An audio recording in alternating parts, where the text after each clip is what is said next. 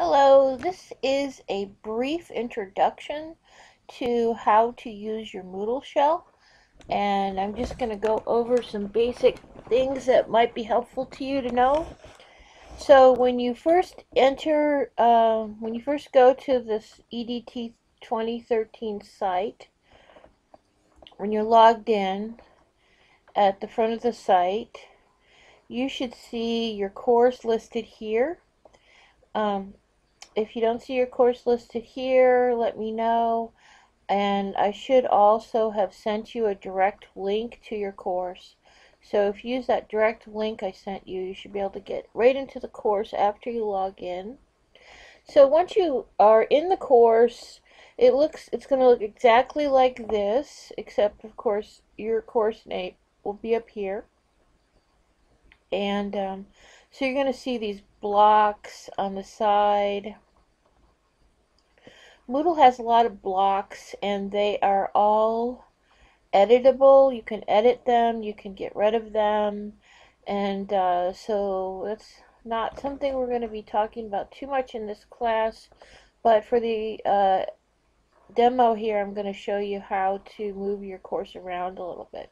The way it's set up right now is the content is in the middle like this, and then you have blocks on either side. I usually recommend that you have all your blocks on one side.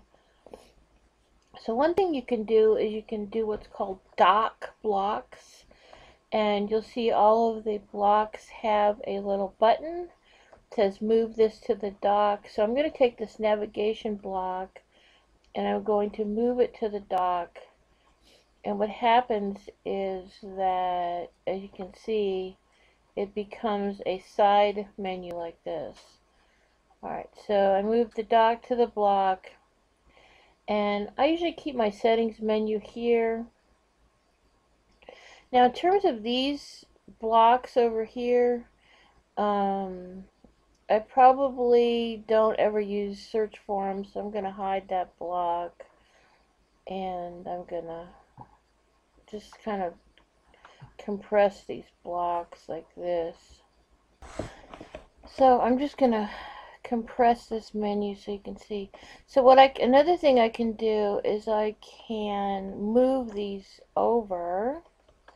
See, I'm just putting them over there on the block. See, here they are over here. But there's one more thing I can do, and which is probably a good idea if you have a lot of blocks that you don't want to use, is you can just turn editing on in your shell.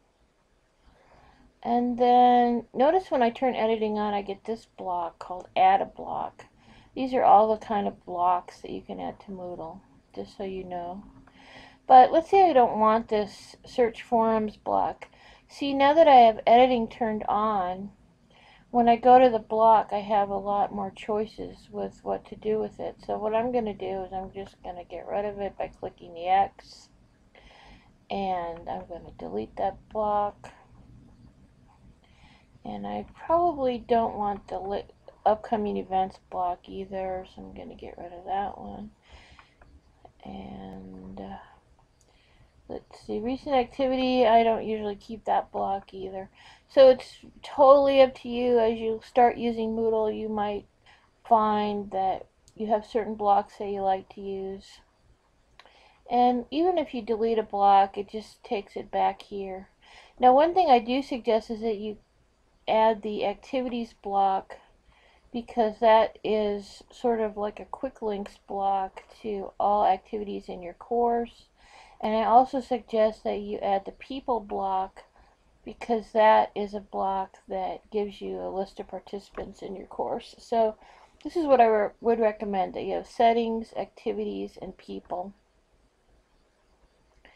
And you can dock any one of those blocks if you like.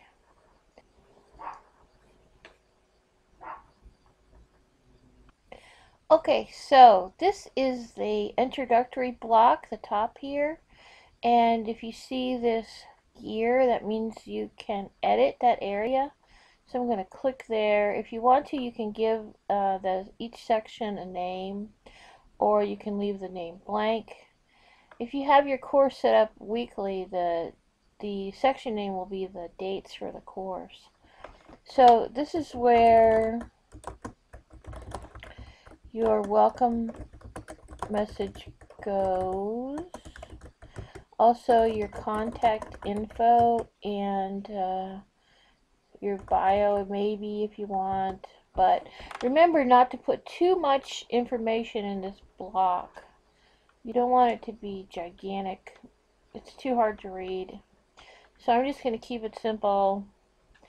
Oh, another thing that you might put in here are the course objectives. And remember that it's good to put them in as bullets, because it makes them easier to read that way. And I should also point out that there is no spell check. So if you want to check your spelling, you should always click the ABC button before you save changes. Alright, so that's the introductory block. And so this is block 1. So for example, if I wanted to, I could call this, instead of the dates, I could call it week 1. And then week 1 info goes here. So that's usually objectives for the week. And also it's good to put some introductory information here about what students will be doing this week. Oops. Okay. And don't forget to format. I always use an 18-point font in the blocks, just because it makes it easier to read. Okay, so that's how you edit the blocks, and I'm going to show you one more thing in this video, and that is how to add a page to put more content on. So if you click here on add an activity or resource and go all the way down here to the bottom and choose page, I'm going to add a page. So let's say your course was about math, and let's see, I'm just making this up.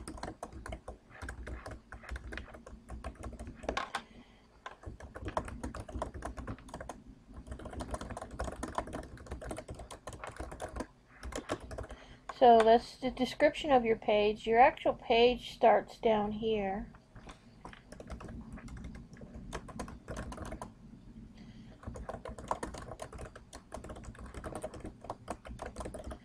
And don't forget, when you put links into Moodle, they have to be live links. And you can also put any sort of media on this page. You could put a video, but that's a topic for another video. I'm not going to show you that right now. And don't forget to also make this a good size and use headings. So let's say this was my heading for the page. And so this page looks like this.